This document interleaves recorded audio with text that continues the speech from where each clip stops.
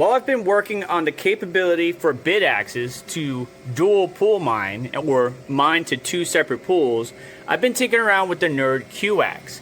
This guy, which is from Solo Satoshi, this is the Rev 7 NerdQAxe, can now mine up to 4 different pools at once. Now, why would you want to do this? And I can see why developers haven't really published this for their miners. Like the BitAxe, if you're splitting 1.2 terahash, it's like 500 gigahash per pool.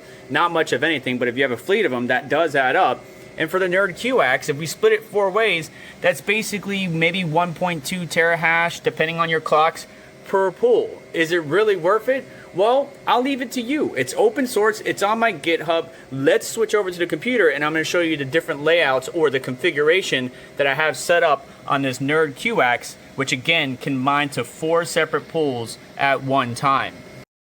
Now, I am still tuning and configuring, so if you have any screenshots of issues, errors, or your logs, please reach out so I can optimize this thing. But you can see same hash rate we were seeing on the physical miner, about 6.3, 6.4 terahash. But on the right-hand side of the main dashboard, we can see 4 different pools. Now, to flash your miner, I would urge you to check out the actual repository because I have a full guide and steps there. You can't really do over the air, so to speak, like you would normally do with the BitAxes. You will probably have to connect to the miner to your machine or follow the firmware instructions, which I provide all in this GitHub, which will be linked down below. But once you have updated your miner to this version, and there's even a new one coming out right now, when you go to settings, not only can you configure your internet connectivity and your host name and 2FA and all that stuff, but there's one thing I need to update, and that is under Stratum settings pool mode, it says dual pool instead of quad pool.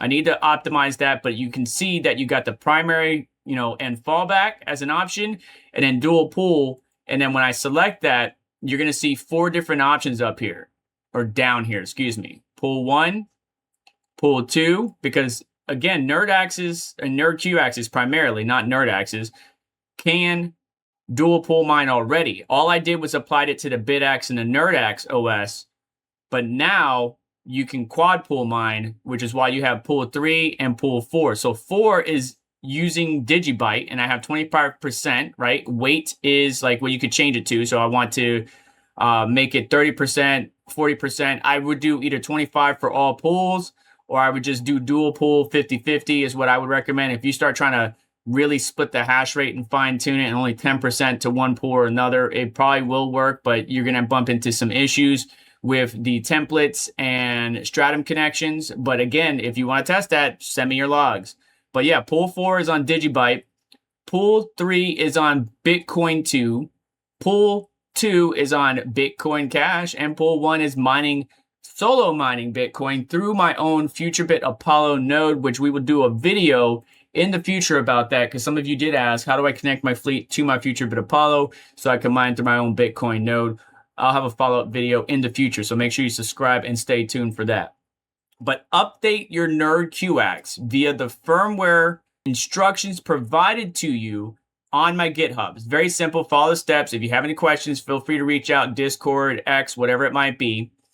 Then go to your settings, configure the pools to your liking, and you will see at the very bottom, I even have it updated to where it pulls the latest version for you. So when the NerdQAxe or NerdOS team or the other devs in the world come out with another update that I haven't already optimized for, like there's something I missed, then I can incorporate that. And there's already a new version 0.1.4 that this miner can update to. And all I got to do is click install from GitHub and we are good to go. Just like you would normally see for other BitAxes and NerdAxes. Now, I don't have any pre-released versions. As you can see here, when I click it, it just disappears.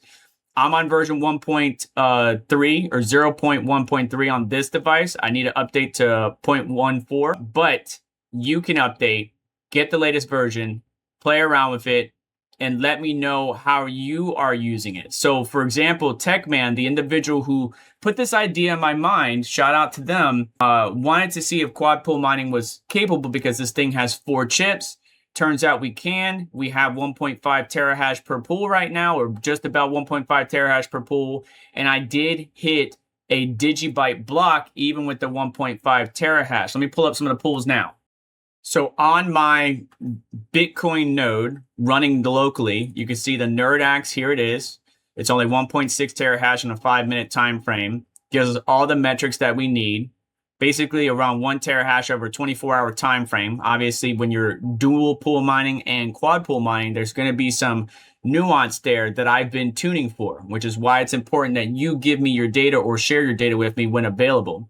Then on Bitcoin Cash, you can see Cryptex. We have a bunch of different miners here hashing away.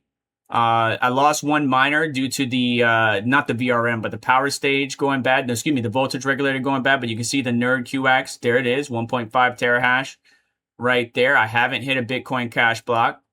Then we got Bitcoin 2, which this pool hasn't hit a block in quite some time. The last time they hit a block was August 21st. So unfortunately, I'm not getting much of anything. This one is pool mining. My Bitcoin Cash is solo mining. My Bitcoin is solo mining as well. My Gigabyte is pool mining. And you can see that I've earned, maybe 46 cents with the 1.6 terahash on this NerdQAxe. And many of you would say, why don't you just mine to Mining Dutch? I recommend them if you're going to be mining Gigabyte. I used to like RetroMike, but I believe he shut down his pool. Just go with whatever pool is options that you want, right? Again, this thing mines SHA-256. You can connect it to whatever pool you want. It's very efficient. It's overclocked. It's got good cooling, and I'm not even stressing it out. It's only running at 88 watts, and many of you have Meanwell power supplies, right? A lot of the enthusiast overclockers, many of you who push these things beyond, use Meanwell power supplies directly connected to your BitAxes, your NerdAxes, your NerdQAxes to really push the envelope and clocks of these miners. Now, I do also have a NerdQAxe benchmark tool that you can use, same thing as the BitAxe benchmark, that you can also see on my GitHub, which will allow you to kind of fine tune the hash rate per efficiency, per power draw with error awareness or error correction.